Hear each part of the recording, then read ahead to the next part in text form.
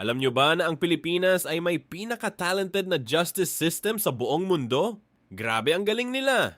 Tingnan nyo, kapag nagnakaw ka ng bilyon-bilyong piso sa kaban ng bayan, hindi ka makulong dahil kulang daw ang ebidensya. Kahit may bank records pa yan, walang epek. Pero kapag nagnakaw ka ng cellphone na worth 3,000 piso lang, 6 na taon ka sa kulungan.